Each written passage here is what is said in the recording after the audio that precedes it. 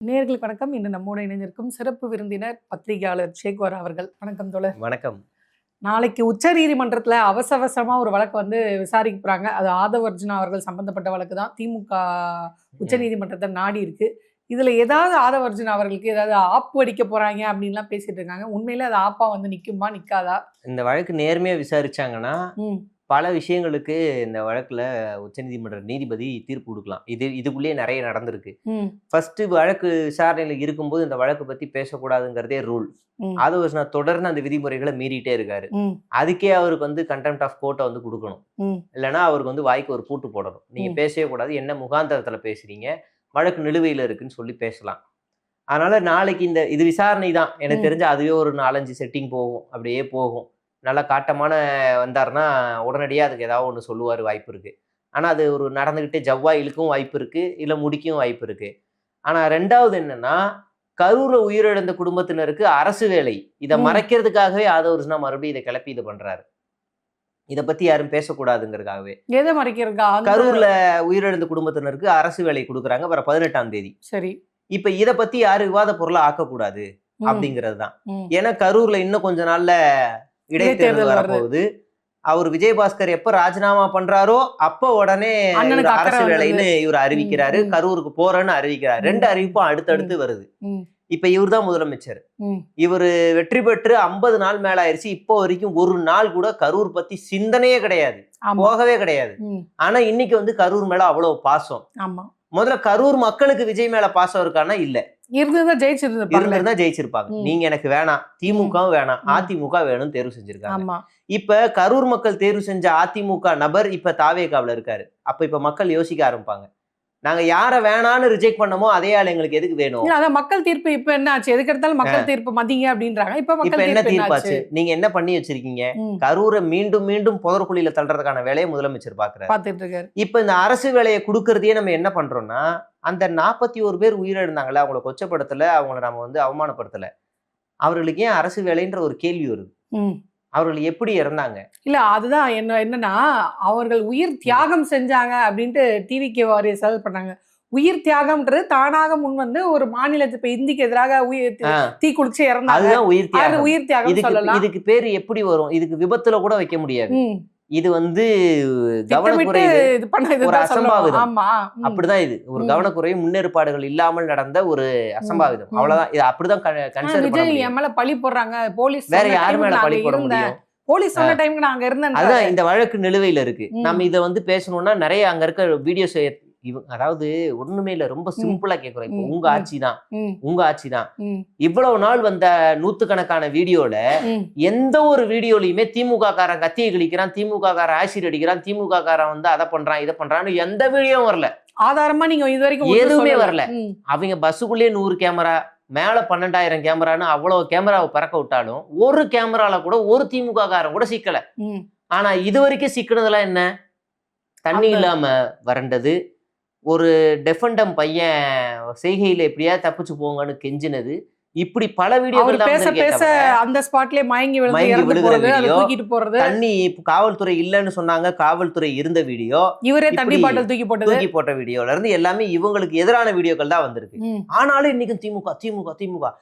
உன் பக்கத்துல உன் ஆளுங்க 10,000 20,000 பேர் இருந்தான்ல, 30,000 பேர் இருந்தாங்கல்ல, அந்த 30,000 பேர்ல ஒருத்தன் கூடவா திமுக காரன வீடியோ எடுக்கல? அதுதான். அப்புறம் எப்படி திமுக அங்க வீடியோ எடுக்கக்கூடிய சூழலே இல்லையே. அப்படியெல்லாம் ஒண்ணும் கிடையாது. மறுபடியும் அந்த வீடியோ எடுத்து பார்ப்போம். எடுத்தோம்னா அங்க பிளாஷ் லைட்ஸ் மட்டும் எத்தனை பிளாஷ் லைட்ஸ் எரிஞ்சுக்கிட்டு இருந்துச்சுன்னு நமக்கு தெரியும். சரி.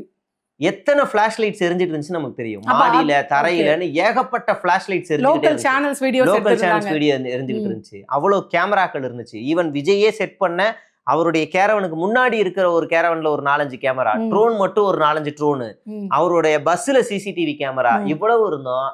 இவங்க எதையுமே சப்மிட் பண்ணல. ஆனா பாலாஜி செட் பண்ண ஆமா அப்படின்னு சொல்லி ஒரு இப்படி உயிரிழந்திருக்காங்க. இவங்க ஒரு ஏதோ ஒரு பொதுவான இடங்கள்லயோ இல்ல இயற்கை சீற்றங்கள்லயோ இல்ல பஸ்ஸோ ட்ரெயினோ இப்படி ஏதோ ஒரு விபத்துகள்ல இறக்குறாங்க அப்படின்னா அரசாங்கம் நிதியுதவி கொடுக்கலாம், அரசு வேலை கொடுக்கலாம், அது ஓகே. ஒரு விபத்துகளை இறங்குறாங்க அப்படின்னு. குறிப்பா சொல்லணும்னா, நம்ம விஜயபாஸ்கர் கல்வி அமைச்சரா இருக்கும்போது சுஜித்தா ஒரு பையன், சின்ன குட்டி பையன், ஆழ்துளை கிணறுல விழுந்துருவான். அப்ப தமிழ்நாடே தீபாவளி கொண்டாடலாம் அந்த ஒரு பையனுக்காக. அந்த பையனை இழந்ததுனால அந்த குடும்பத்துக்கு அரசு விலையை கொடுத்தாங்க. ஓகே, அது வந்து ஒரு கவனக்குறைவால நடந்த அந்த குழி போட்டதுனாலதான் அப்படின்னு. இப்படி ஏதோ ஒரு அரசியல் நிகழ்வு இல்லாம எங்கெங்கே நடக்கிற அரசியல் நிகழ்வுகளுக்கு இந்த மாதிரி நடந்துச்சுன்னா கொடுக்கலாம். ஈவன் கரூர் ஸ்டாம்பேட் நடந்தது தாவேகா கட்சி கூட்டம். ஆனா அப்ப இருந்த திமுக அரசாங்கம் உயிரிழந்தவர்களுக்கு உடனடியாக அடுத்த 2 நாள்லயே 10 லட்சம் ரூபாய், அடிப்பட்டவங்களுக்கு 2 லட்சம் ரூபான்னு கொடுக்குறாங்க. ஆனா தாவேகா அரசு அந்த அப்ப இருந்தா தாவேகா ஆளுங்க 1 மாசம் கழிச்சு அடிப்பட்டவங்க எல்லாம் விட்டாங்க, கணக்குல விட்டாங்க. இப்போ வரைக்கும் அடிப்பட்டவங்களுக்கு யாரும் காசு போய் சேரல, சல்லி பைசா போறல. உயிரிழந்தவங்களுக்கு மட்டும் காசு கொடுத்துருக்காங்க. 20 லட்சம் கூப்பிட்டு மகாபலிபுரத்துல அவங்களுடைய இப்ப இவங்களுக்கு மீண்டும் அரசு வேலை. ஏன் சாட்சியை கலைக்கிறாரோ? அதுதான் சொல்றேன். அப்ப சிபிஐ என்ன செய்யணும்? விக்டீமுக்கு நீங்க ஆதாயத்தை கொடுத்து சாட்சியை கலைக்கிறீங்க. எப்படி இந்த சிபிஐ செந்தில் பாலாஜி வழக்குல அழகா மூக்க தூக்கிட்டு வந்து முன்னாடி வச்சு இவர் அதிகார துஷ்பிரயோகம் செஞ்சு சாட்சியங்களை கலைப்பார், அதிகாரம் கையில இருக்கு, அதனால இவரோட அதிகாரங்களை பறிக்க வேண்டும் அப்படின்னு வந்து பண்ணி அந்த தீர்ப்பு வாங்கினாங்கல்ல, அதே மாதிரி இப்ப சிபிஐ இன்னொரு வழக்கை உச்சநீதிமன்றத்தில் தாக்கல் செய்யணும். இவர் முதலமைச்சர் ஆயிட்டாரு, அது ஒரே ஒரு காரணத்துக்காக இவர் வந்து பாருங்க இந்த மாதிரி பண்ணிக்கிட்டு இருக்காரு அப்படின்னு சொல்லி அவரோட பதவியும் பறிக்கணும். சிபிஐ நேர்மையா நடந்துச்சு. அதுதான் கேக்குறேன். இப்ப இந்த உச்சநீதிமன்றத்துல இந்த கேஸ் வந்து விசாரணைக்கு வருதுல்ல, இப்ப இதே அவர் வந்து போறதை தடுக்க கூடும், அந்த 41 பேருக்கு அரசு பணி நியமனம் அப்படின்றது தடுக்க கூடும். 2வது அது அபிஷியலா வரல, ஊடக செய்தியா தானே இருக்கு. 18ஆம் தேதி 2-3 செய்திகள் பார்த்தேன் நான். அரசு தரப்புல வந்து தரப்போறாங்கன்ற மாதிரி வந்திருக்கு. இதுவே ஒரு வகையான அதிகார துஷ்பிரயோகம் தான். தன்னுடைய சொந்த கட்சி கூட்டத்துல உயிரிழந்த குடும்பத்தினருக்கு அரசு வேலை கொடுக்கறதெல்லாம் அதிகார துஷ்பிரயோகம் தான். அது இப்போ வந்து இடைத்தேர்தல் நடக்க போகுது. இடைத்தேர்தல் நடக்க போகுதுன்னு உடனே அடுத்தடுத்த 2 அறிவிப்பு வருது. 41 பேருக்கு அரசு வேலை. உடனே நான் கரூர் போறேன். சார் நீங்க கரூர் வரைக்கும் போறீங்கல்ல சார், பெரம்பூர் மக்களை பார்த்தா இளிச்சவாய மாதிரி இருக்கா? அவங்களை ஜெயிக்க வச்சவங்க பெரம்பூர் மக்களை பார்த்தா இளிச்சவாய மாதிரி இருக்கா? அந்த தொகுதியில அவரு ஏதோ வேற யாரும் ரத்து பண்ண முடியாதுல்ல, அவரு தானே. திருச்சி வரைக்கும் போக தெரிஞ்ச உங்களுக்கு சட்டமன்றத்துல இருந்து ஜஸ்ட் உங்களுடைய கான்வாயை எடுத்தீங்கன்னா ஒட்டுமொத்த வாகனங்களும் வழி விட்டுரும். அழகா நீங்க ஒரு ஜஸ்ட் ஒரு 1/2 அன் ஹவர் வரீங்க, 1/2 அன் ஹவர் பேசுறீங்க, 1/2 அன் ஹவர் போறீங்க. இல்ல நாங்க எதுவுமே சொல்ல மாட்டோம், செஞ்சு காட்டுவோம். ஏன்னா பெரம்பூர்ல அலுவலகத்தை கட்டிக்கிட்டு இருக்காங்க. ஓஹோ, இப்ப அந்த அலுவலகம் கட்டினா மட்டும் டெய்லி விஜய் போயிருவாரா? அது அவர் விஜய்க்கு தான் தெரியும். அவர் போவாரா? அலுவலகத்தை கட்டிக்கிட்டு இருக்காங்க, கட்டி முடிச்ச உடனே வருவாங்க, திறப்பு விழாக்கு வருவாரு. அப்படி அவ்வளவுதான். அப்போ வந்து நன்றி சொல்லிட்டு போவாரு. அதான் சார், ஒரு சிஎம்க்கு நிறைய வேலை இருக்கும். ஒரே நேரத்துல திறப்பு விழாவும் பண்ணிடலாம், மக்களையும் பாத்துடலாம், அவருக்கு நிறைய வேலை இருக்குல்ல. அதுக்கப்புறம் அந்த அலுவலகத்துல யார் இருப்பாங்கன்னா ஒன்றிய செயலாளர், ஒன்றிய செயலாளரோட புருஷன், அப்புறம் கணபதி ஹோமம் பண்ணி ஆரம்பிச்சு எல்லாரையும் அவங்கதான் அங்க ரீல்ஸ் எடுத்து இதான் சிஎம் உட்கார்ந்து சேரு, இந்த இடத்துல கை வச்சாரு, இங்க ஒரு முத்தம் கொடுத்து 10 ரூபாய் டிக்கெட் போட்டு அப்படின்னு அந்த ரீல்ஸ் எல்லாம் அங்க ஓடும். அவ்வளவுதான் நடக்கும். அப்ப இது திட்டமிட்டு ஒரு அரசியல் ஆதாயத்துக்காகவே இந்த அரசு வேலை அந்த கரூர் சம்பவத்தை மறுபடியும் தூண்டி விடுறது, ஒரு சிம்பத்தி, ஃபீலிங் சிம்பத்தி, அதான் என்ன சொல்லுவாங்கன்னா சிம்பத்தி தியரிய கொண்டு வந்து ஏமாத்துற வேலையை மறுபடியும் இந்த அரசியல் கையில் எடுத்திருக்கு. ஆட்சியில இல்லைன்னா அவங்களுக்கு பேர் செத்த பாம்புன்னு இவங்க தான் பேர் வச்சாங்க. சீன்லயே இல்லாதவங்க எல்லாம் பேச மாட்டேன். இப்பவும் சீன்லயே இல்லாதவங்களதான் இவர் தொடர்ந்து பேசிக்கிட்டே இருக்காரு. இல்ல அதே சீன்ல இல்லாதவங்க தான் இன்னைக்கு ரிசைன் பண்ணிட்டு அந்த கட்சியிலேயே வந்து சேர்ந்துருக்காங்க. ஆமா, அவங்களுக்கு சூடு சொரணை எல்லாம் இருக்கா இல்லையான்னு நமக்கு தெரியல. ஆனா அவங்க போறதெல்லாம் பார்க்கும்போது எனக்கு இந்த கட்சியில சேர்த்துக்கிறாங்கல்ல, இவங்களுக்கும் அது இல்லையோன்னு தான் தோணுது. ஏன்னா இந்த கட்சி சீன்லயே இல்ல, இந்த கட்சி வேஸ்ட், இதெல்லாம் பேசவே முடியாது அப்படின்னு கேவலப்படுத்தி உதாசீனப்படுத்தினவங்கள திரும்ப இவங்களே உள்ள சேர்த்துக்கிறாங்க. அது எப்படி ராஜ மரியாதையோட. அது கல்லாப்பட்டி கூட்டணிக்கு போறது இல்ல. ஆமா, கல்லாப்பட்டி கூட்டணி வைகோ போயிருக்காரு, திருமா போயிருக்காரு, எல்லாரையுமே இவங்க வந்து சேர்த்துப்பாங்க. இதுல ஊழல் குற்றவாளிகள் தான் இருப்பாங்க.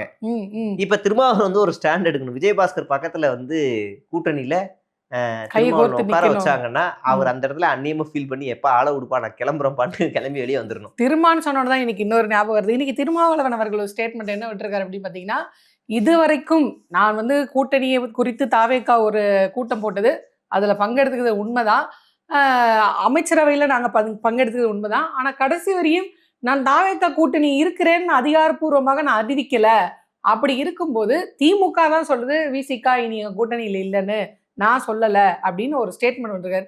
இந்த புரிதலை நம்ம எப்படி எடுத்துக்கிறது ஒண்ணுமே புரியலையே எனக்கு. அதாவது ஒரு கட்சி வந்து ஆளுங்கட்சி எதிர்கட்சி ஆளுங்கட்சியோட அதிகார பங்குல போயிட்டானாலே அது அது கூட்டணி தான். பங்கெடுத்துக்கிறதா அறிவிச்சாலும் அபிஷியலா இல்ல, அது அறிவிக்கலனாலும் ஆளுநருடைய ஆட்சி வரக்கூடாதுன்றதுக்காக நாங்க பங்கெடுத்துக்கிட்டோம். அதான் அது இப்ப இவர் என்ன சொல்றாருன்னா, நான் திமுக கூட்டணியிலயும் இல்ல, ம், திமுக தான் சொல்லிருச்சு நாங்க கூட்டணியில இல்லன்னு, ம், தாவேகா கூட்டணியிலயும் இல்ல, ம், அதனால அங்கேயும் வந்து அவங்களா சொல்லிக்கிட்டாங்க எங்களை கூப்பிட்டாங்க அப்படின்னு ம். அப்படின்றதெல்லாம் எனக்கு தெரிஞ்சு இந்த ஆட்சி சிறப்பா செயல்பட்டு இருந்தா ஆமா நான் கூட்டணியில இருக்கேன்னு சொல்லியிருக்கலாம். அப்ப அவருக்கு ஏதோ நெருடல் இருக்கு தாவேகா நெருக்கடி ஆட்சியின் இருக்கு மீது. அப்படிங்கறதா. ரெண்டாவது அவர் இன்னொரு வார்த்தையை அழகா பதிவு ம். செய்யறாரு. ம், ஆர்எஸ்எஸ் பெற்றெடுத்த குழந்தைன்னு நான் விமர்சனம் பண்ணியிருக்கேன். ம். அப்படி இருக்கும்போது இந்த ஆட்சி அமைஞ்சதுல எனக்கு எப்படி சந்தோஷமா இருக்கும்? எனக்கு சந்தோஷம் இல்ல, ஆனா வேற நீங்க- வழி இல்ல, ஏத்துக்கிட்டோம், என்ன ஆனா நீங்க பண்றது? அந்த கூட்டணி கட்சிகளோட கையை கோர்த்து கொண்டு நீங்க ரொம்ப சந்தோஷமா ஒரு போட்டோ எடுக்க போடுற வெளியாகுது. ஆமா, ஆ. அப்போ ஒரு இக்கட்டான சூழலுக்கு தள்ளப்படுறாங்க. வேற ம். வழி இல்லாம தான் நாங்க இருக்கோம். ஒத்துக்கிட்டா இது இந்த என்ன படத்துல சொல்லுவாங்களே, இதெல்லாம் ஒத்துக்கிட்டாதான் சாப்பாடுன்னாங்க, வேற வழி இல்ல நான் ஒத்துக்கிட்டேன் அப்படின்ற மாதிரிதான் இருக்கு. ஒத்துக்கிட்டாலும் ஒத்துக்கலாம். நாளைக்கு நாங்க ஒரு நாளைக்கு திரும்ப வந்து ஒரு ஸ்டாண்ட் எடுக்கணும். நான் ம், கூட்டுல இருந்து வெளியில வரேன், நான் ஒரு ம், ஸ்டாண்ட் எடுக்கணும் அப்படின்னா அப்ப ம். இப்ப பேசுறது அவர் சரின்னு நினைக்கிறாரு. ஓகே. ம், நாளைக்கு இப்ப அவர் பார்த்திருக்காரு பாஜக எதிர்ப்பு அரசியல், சட்ட ஒழுங்கு பிரச்சனை, பெண்களுக்கு எதிரான பிரச்சனைகள், இல்ல இவங்களே கொண்டு வர அந்த சில திட்டங்கள் பிரச்சனைகள் எல்லாம் பாக்குறாரு. ம், பார்க்கும்போது அவரே ஓப்பனா சொல்ல முடியல. ம், இப்ப கடைசி கடந்த ஆட்சியில நாங்க ஆமா நம்ம திமுக தலைமையில கூட்டணி தான் இருக்கோம் அப்படின்னு உறுதியா அவரால் சொல்ல முடிஞ்சவரு, தாவேகா கூட்டணியில தான் நாங்க இருக்கோம்னு சொல்ல முடியல. அதே நேரத்துல அவர் இன்னொன்னு பதிவு பண்றாரு, நாங்க திமுக கூட்டணியில கூட இல்லைன்னு நாங்க சொல்லல, அவங்க தான் எங்களை சொல்லிட்டாங்க ஆமா, ஆமா. அப்படின்னு சொல்றது காரணம் என்னன்னா, அங்கேயும் வர்றதுக்கு நான் வாய்ப்பு இருக்கு, ம். இந்த ஆட்சி மீது எங்களுக்கு நம்பிக்கை இழந்துகிட்டு இருக்கோன்றதான் அதுக்கான அர்த்தம். பட் எனக்கு என்னன்னா, அவர் கொஞ்சம் கொஞ்சமாக ஒரேடியாக விசிகா போய் தாவேகா கூட இணையிறது அப்படின்றது அவங்களோட தொண்டரோட மனநிலையை பாதிக்கலாம். திடீர்னு ஒரு அதிர்ச்சி வைத்தியம் வேண்டாம், கொஞ்சம் கொஞ்சமா அதை கடத்தி கொண்டு போய் தாவேகாவிடம் கொண்டு சேர்க்கிறாரோ அப்படின்ற மாதிரி எனக்கு ஃபீல் ஆகுது. இல்ல, விசிகாவில் 2 வகையான மனநிலை இருக்கு. ஒண்ணு வந்து அவங்க கடந்த காலங்கள்ல திமுக தொண்டர்களோட, திமுக நிர்வாகிகளோட ரொம்ப நெருக்கமா பழகிட்டாங்க. கிட்டத்தட்ட ஒரு 7 வருஷ கூட்டணி அது. 7-8 வருஷ கூட்டணி அவங்க பழகிட்டாங்க. கீழே கிரவுண்ட் லெவல்ல பேசிட்டாங்க, எல்லாம் பண்ணிட்டாங்க. அப்ப திடீர்னு இந்த கூட்டணிக்கு மாறும்போது இவங்களுக்குள்ளே ஒரு நெருடல் ஏற்படுது. எப்படி இதை நீங்க மாறுறீங்க? அதனால முக்காவாசி ஒரு 2-3 பேர் முக்கியமான தலைகள் எல்லாமே திமுக போயிட்டாங்க விசிகாவில இருந்தே. ஒரு சிலர்லாம் என்ன ஃபீல் பண்றாங்கன்னா, நாம வந்து எப்ப ஆட்சி அதிகாரத்துல பங்குல இருப்போம், எப்ப அதிகாரத்துக்கு வருவோம், எம்எல்ஏ ஓகே அமைச்சரவையில என்னைக்கு இருப்போம், அப்ப இன்னைக்கு வர வாய்ப்பை நம்ம பயன்படுத்திக்கிட்டோம்னா நம்ம அடுத்து எந்த தேர்தல் வந்தாலும் எந்த கட்சி கூட்டணியில இருந்தாலும் நம்ம ஆட்சி அதிகாரத்துல பங்கு கேட்க முடியும். ஏன்னா நம்ம கடந்த காலங்களில் இருந்திருக்கோம். அப்ப இந்த ஒரு வாய்ப்பை நம்ம பயன்படுத்திக்குவோம். விட்டுட்டோம்னா நம்ம எப்பவுமே மாநிலத்துல கூட்டாட்சின்றதுலயே இருப்போமே அப்படின்ற கருத்தையும் அவங்க பதிவு பண்றாங்க. அப்ப இந்த முடிவு அவங்களுக்கு சரியா படுதுங்கிறதுனால இந்த முடிவு அவங்க எடுத்துக்கிறாங்க. ஆக விசிகாலே 2 வகையான நிலைப்பாடு எல்லா கட்சியிலயுமே இருப்பாங்க. நிலைப்பாடுகள் எல்லா கட்சியிலும் இருந்தாதான் அதுக்கு பேர் கட்சி. இல்ல, நான் ஏன் இதை கேட்கறேன்னா, இப்போ அமைச்சர் பதவி கிடைக்குது அப்படின்றதுக்காக ஒரு கொள்கைக்கு முரணா இருக்க ஒரு கட்சியோட எப்படி போக முடியும் அப்படின்னு சொல்லி அவங்க கட்சியில இருந்தா பாபுன்னு நினைக்கிறேன். அவர் வந்து இப்ப திமுகல சேர்ந்திருக்காரு. நீங்கள் கொள்கையில் முரண்படுகிறீர்கள், அமைச்சர் பதவி கிடைக்கிறதுக்காக கொள்கையில முரண்படுற உங்களோட நான் பயணிக்க மாட்டேன்னு திமுகல சேர்றாரு. அவரை நீங்க திமுகல சேர்த்ததுதான் கூட்டணி உடைய தொடங்கிய தருணம் அப்படின்னு இவர் சொல்றாரு. சோ அதுதான் நான் கேக்குறேன், 2 நிலைப்பாடா இருக்கா? விசிகா 2ஆ உடையுதா? விசிகா 2ஆலாம் உடையாது. ஏன்னா அந்த கட்சியில தலைமை ஸ்ட்ராங்கா இருக்கு. நீங்க தலைமை ஸ்ட்ராங்கா இல்லைன்னா எடப்பாடி பழனிசாமி கட்சி மாதிரி ஆயிரும். அது அதிமுகல எடப்பாடி பழனிசாமி கட்சி. அதனாலதான் அது 2ஆ உடையுது. நீங்க திமுக தலைமை ஸ்ட்ராங்கா இருக்கிறதுனாலதான் அங்கேயுமே அந்த கூட்டமைப்பு ஒன்னாவே இருக்கு. அது மாதிரிதான் விசிகாவும். விசிகா ஒருவேளை ஸ்ட்ராங்கா இல்லைன்னா பாமக மாதிரி ஆயிருக்கும். அப்ப இவரு இங்க தலைமை ஸ்ட்ராங்கா இருக்கிறதுனால 2 வித கருத்துக்களையும் ஏத்துக்கிறாரு. சில பேருக்கு அந்த கருத்துல உடன்பாடு இருக்காது. இவங்க 2 பேருடைய கருத்தையும் வாங்கிட்டு அவர் வந்து கன்க்ளூஷன் கொடுக்குறாருல, அந்த கன்க்ளூஷனை 2 பேரும் ஏத்துக்குவாங்க. ஆனா சில பேருக்கு அது ஒத்து வராது. அப்ப சில பேர் மன வருத்தத்துல கொஞ்சம் அமைதியாவே இருப்பாங்க. சில பேர் வேற வழி இல்ல கட்சிக்காக போவோம்னு அதை அக்செப்ட் பண்ணிட்டு போவாங்க. அரசியல்ல சில சங்கடமான முடிவுகள்லாம் வரும். சில சங்கடமான முடிவுகளை கையில எடுக்க வேண்டி இருக்கும். அப்ப அதெல்லாம் நம்ம கடந்து போகணும்ன்றதுல அவங்க வந்துக்குவாங்க. ஆனா சமரசம் பண்ணிக்கலாம். கொள்கையில அவங்க எங்க சமரசம் பண்ணாங்க? இந்த தாவேகா கூட கூட்டணின்றது அப்படிதானே அவங்க சொல்றாங்க, அவங்க கட்சிக்காரங்க சொல்றாங்க. கூட்டணின்னு அதான் இவரே சொல்லிட்டாரு, நான் கூட்டணி இல்லன்னு தானே திரும்ப அந்த அமைச்சரவையில பங்கேற்று கொண்டது அப்படின்னு அவங்க கட்சியை சார்ந்த பாபு தானே சொல்றாரு. கொள்கை சமரசம் அதுதான். அது அன்அபிஷியலாவோ அபிஷியலாவோ கூட்டணியில பங்கு வச்சுட்டாங்க அப்படின்னா அதை வெளிப்படுத்தணும்னு அவசியம் இல்லை. ஆனா இவங்க இப்போ ஒரு ஸ்டாண்டு சொல்றாருல, அந்த ஸ்டாண்டோட நோக்கம் என்னன்னா, இப்ப இந்த ஆட்சியினுடைய செயல்பாடுகள்ல அவருக்கு திருப்தி இல்லை, அது ஆணவ படுகொலைகளை கூட சொல்லலாம். 9 ஆணவ படுகொலைகள் கிட்டத்தட்ட 50 நாள்ல.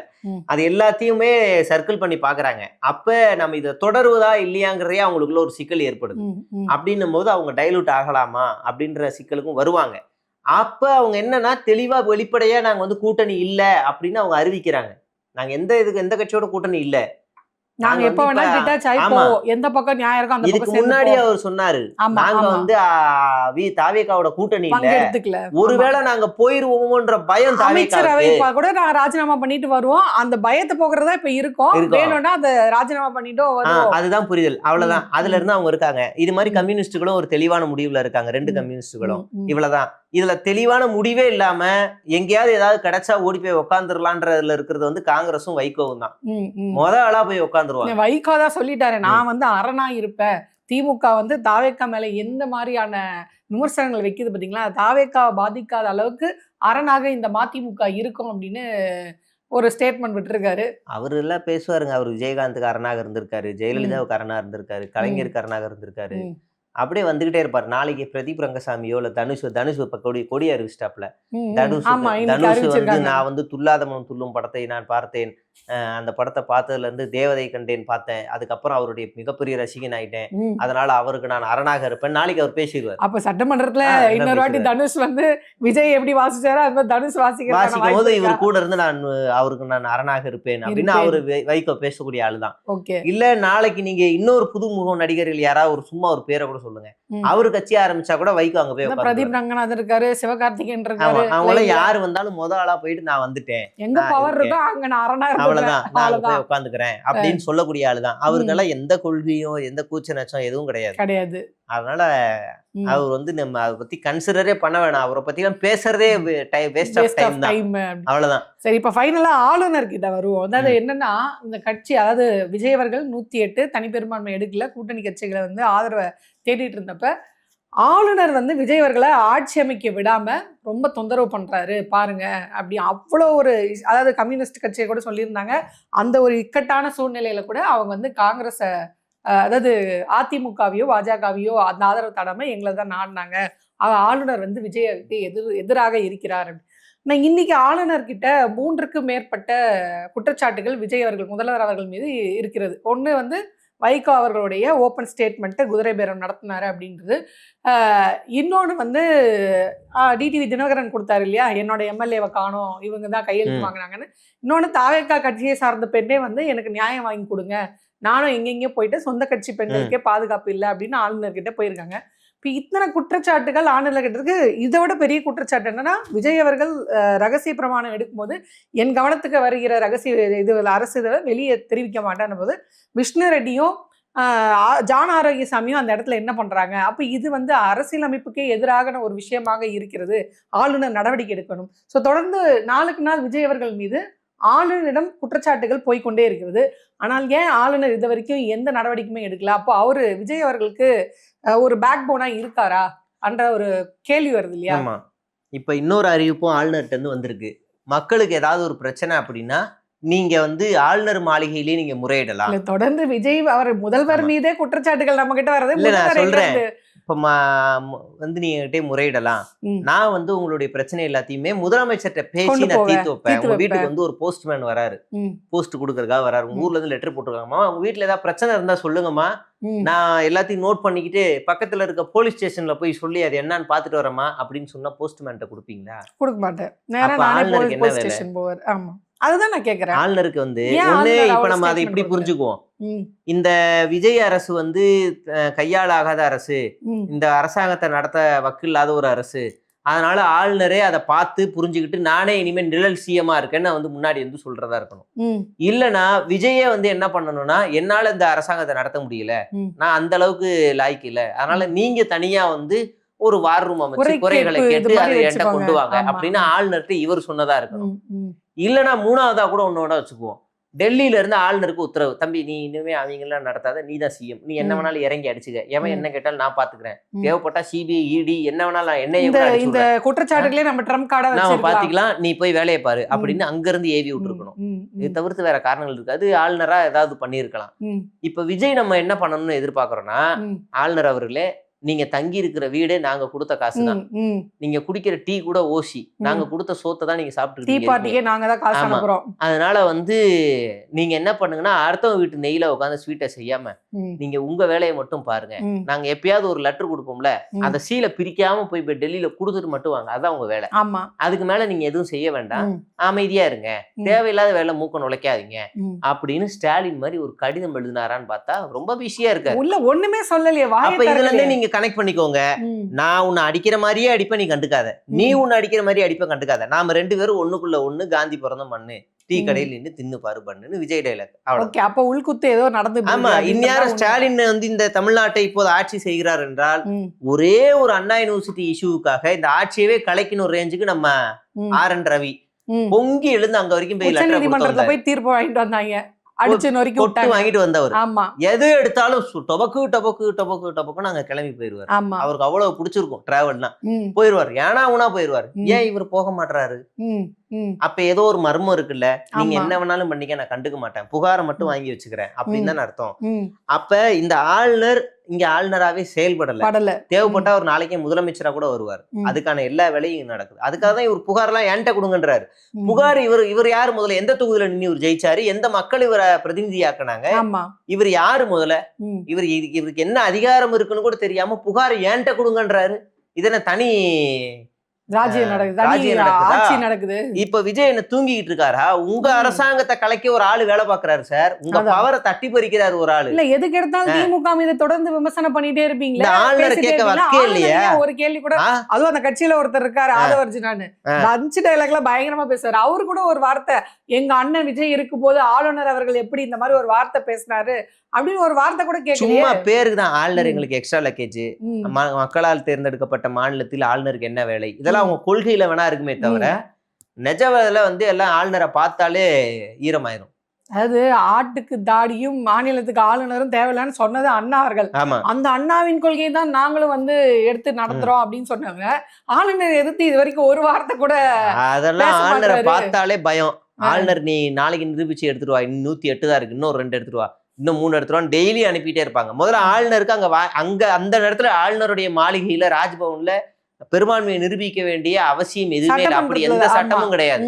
நீ என்ன முதலமைச்சராக்கு தம்பி, நாங்க நிறைவேற்ற வேண்டிய இடம் சட்டமன்றம், நாங்க அங்க பாத்துக்கிறோம், நீ யாரு என்ன இங்க பண்ற, இந்நேரம் அது அங்க வந்துருந்துச்சுன்னா ஆட்டோமேட்டிக்கா இவர் அங்கெல்லாம் போய் சிபிஎம் நாட வேண்டியது, சிபிஐ நாட வேண்டியது, இதெல்லாம் எந்த அவசியமே இருந்திருக்காரு. வந்த உடனே 27 எம்எல்ஏ அதிமுக ஆளுங்களும் ஆதரவு கொடுத்திருப்பாங்க. ஆக மொத்தம் 136 இடங்கள்ல அவர் வந்து பெரும்பான்மையில இருந்துட்டு ஆட்சியை பிடிச்சிருக்கலாம். ஆனா ஆளுநரை போய் கெஞ்சி கெஞ்சி கெஞ்சி போய் நிக்க வேண்டிய அவசியம் என்ன? அப்படி இருந்தா திமுக கூட்டணி உடைச்சிருக்க முடியாது இல்லையா? அதனாலதான் அந்த மாதிரியான ஒரு ஸ்ட்ராட்டஜி. ஒரு முற்போக்கு முகம் வேணும், போய் முற்போக்கு முகம் வாங்கிட்டு வா, முற்போக்கு முகம் வாங்கிட்டு வா. முந்தி எடுத்துக்கொண்டு உன் மூஞ்சில இன்னும் கார்ல் மார்க்ஸ் தெரியல, உன் மூஞ்சில இன்னும் பெரியார் தெரியல, உன் மூஞ்சில அண்ணா தெரியல, போயிட்டு வான்னு அனுப்பிச்சு விட்டாரா என்னன்னு தெரியல. எல்லாத்தையும் போய் அந்தந்த டீம் கிட்ட கொஞ்சம் கொஞ்சமா வாங்கிட்டு வந்து பாத்தீங்களா அப்படி காட்டுங்க, அதுக்கப்புறமா நம்ம முடிவு பண்ணி நான் உனக்கு தரேன்னு சொல்லி அவர் அலைய விடாரு. அவர் அலைய விட்டுக்கிட்டே இருக்காரு, இவரும் அலைஞ்சுக்கிட்டே இருக்காரு. ஆனா பாஜகவுடைய அந்த இத வேலையை வந்து கரெக்டா செஞ்சு கொடுத்துட்டாருல. திமுக கூட்டணி இப்ப செஞ்சுதான் இருக்காரு. ஆளுநருக்கு என்ன தேவையோ, ஆளுநர் மனசுக்கு நோகாம இருக்குன்னா இங்க என்னெல்லாம் சினிமா செய்வாங்க. ஆளுநரும் அதேதான். விஜய்க்கு என்ன தேவையோ, விஜய் எப்படி காயப்படுத்தக்கூடாதோ அது எல்லாமே. ஆனா அதே நேரத்துல எப்ப கால வாரணுமோ அதுக்கான எல்லா ஃபைலையும் ஆளுநர் வாங்கிட்டு இருக்காரு. தேவைப்பட்ட ஆட்சியை கலைக்கிறதுக்கான எல்லா வேலையும் அங்க நடந்துட்டு இருக்கு. நிறைவா நம்ம வந்து ஒரு லாஸ்ட் கொஸ்டின் என்ன அப்படின்னு பாத்தீங்கன்னா, இன்னைக்கு திமுக வந்து உச்சநீதிமன்றம் போகுது இந்த மாதிரி கரூர் சம்பவத்தை பத்தி ஆதவர்ஜுனா வாயை திறக்கக்கூடாது. அன்னைக்கு அவங்க ஆட்சியில இருந்தாங்க. 41 பேருடைய மரணத்துக்கு காரணம் விஜய் அவர்கள் அப்படின்றது எல்லாருக்குமே, நம்ம நேர்ல பார்த்த எல்லாருக்குமே தெரியும். இன்னைக்கு வரைக்கும் நம்ம போய் பார்த்தா ஒரு எஃப்ஐஆர் கூட போடப்படல. இது தமிழ்நாட்டுடைய நிலைமை. தமிழ்நாட்டில இருந்து போன அந்த இதுதான் வந்து போலீஸ் காவல்துறை கொடுத்த அந்த எஃப்ஐஆர் தான் சிபிஐ எடுத்துக்கிச்சுன்னாங்க. குறைஞ்சபட்சம் ஆதவர்ஜுனா அவர்கள் கூட வந்து எஃப்ஐஆர்ல சேர்த்துக்கல அப்படின்னு சொல்றாங்க. எஃப்ஐஆர் இருக்குன்னு தான் நான் நினைக்கிறேன். எஃப்ஐஆர்ல இல்ல, நான் பார்த்தேன், இந்த விவேக் காமிச்சாரு. சரி, நம்ம அந்த இதுக்கே போன விஜய்க்கே போயிடுவோம். நம்ம குறைஞ்சபட்சம் விஜய் அவர்கள் மேல எஃப்ஐஆர்ல கூட ஒரு பேரை இவங்க சேர்த்துக்காம போனதின் விளைவு இன்னைக்கு ஆதவர்ஜுனா வாயை மூடுறதுக்கு நீங்க உச்சநீதிமன்றம் போய் நிக்க வேண்டியது இருக்கு பாத்தீங்களா? திமுகவுடைய இந்த நாகரிக அரசியல் தான் இன்னைக்கு இங்க கொண்டு வந்து தமிழ்நாட்டை நிறுத்திருக்கு. இந்த மாதிரியான ஒரு ஆட்சியாளர்கள், இந்த மாதிரியான ஒரு பேச்சுகள் வாங்க வேண்டி, அதை தடுக்கிறதுக்கு உச்சநீதிமன்றம் போய் இருக்க வேண்டிய நிலைமையை கொண்டு வந்து நிறுத்தி இருக்குன்னு நான் நினைக்கிறேன். நீங்க என்ன நினைக்கிறீங்க?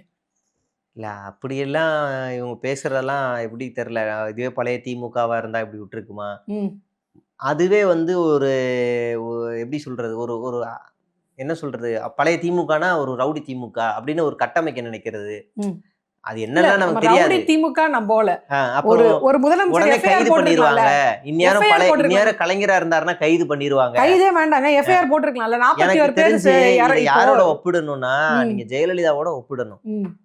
நீங்க ஜெயலலிதாவோட ஒப்பிட்டா இது கரெக்ட்டா இருக்கும். ம். இந்நேரம் ஜெயலலிதா ஆட்சியில இருந்திருந்துச்சுன்னா, அப்படி ம். இருந்திருந்தாங்கன்னா, நீங்க வந்து கரெக்ட்டா இந்நேரம் விஜய் எங்க இருந்திருப்பாரு தெரியுமா? ம். கட்சியே கலைச்சிருப்பாங்க. அப்படி அப்படி நீங்க சொல்லலாம். ஏன்னா இல்ல ஜெயலலிதாவுக்கு வேணா திமுகலயும் சொன்னாங்க இல்லையா? இந்த மாதிரி திமுக எத்தனை பேர் மேல எஃப்ஐஆர் போட்டிருக்கு? இல்ல எஃப்ஐஆர் நான் இன்னும் இது கேட்கிறேன்னா, இந்த இவரு பேசினார்ல, அந்த போக்குவரத்து துறை முன்னாள் போக்குவரத்து துறை சங்கர் அவர் பேரு. ஆமா. அவர் என்ன கேட்டாரு, உங்களுக்கும் வந்து அங்க ஆந்திரால அந்த புஷ்பா படத்துல நடிச்சாரு. ம். அவருக்கு ஒரு கேஸ போட்ட மாதிரி உங்களுக்கு போட்டிருந்தா உங்க நிலைமை என்னன்னு தெரிஞ்சிருக்கும். அதன் போடாததன் விளைவு தான் நீங்க இப்படி பேசிட்டு இருக்கீங்க அப்படின்றது. அப்ப அந்த ஆதகம் கட்சிக்குள்ளே திமுகக்குள்ளே இருக்குன்னு தானே எடுத்துக்க முடியும். அன்னைக்கு இருந்த சூழல் வேற. ம். நீங்க விஜயை கைது செய்திருந்தீங்கன்னா, ம். அன்னைக்கு வந்து அது இன்னும் சென்சிட்டிவான இஷ்யூவா மாறி இருக்கும். ம். பெரிய கலவரமா மாறி இருக்கும். அவங்களே நம்மளே அதாவது திமுகவே விஜயை வந்து பெரிய ஆள் ஆக்கி விட்டுற மாதிரி ஆயிடும். ஆயிருக்கும். அப்படி ஒண்ணு இருக்கு. 2வது அப்ப அவர் கைது செய்யப்பட்டாருன்னா, ம். அது வேற மாரி டைல்யூட் ஆயிருக்கும். அந்த 41 பேர் மரணங்களுக்காக அழுது தாண்டி விஜய் அண்ணாவுக்காக அழுதுருப்பாங்க அன்னைக்கு. கரெக்ட். இந்த கிளாரிபிகேஷன் வரணும்னு ஆமா. நான் கேக்குறேன். கண்டிப்பா அப்படிதான் அழுதுருப்பாங்க. ஏன்னா அழுத கூட்டம் தான்.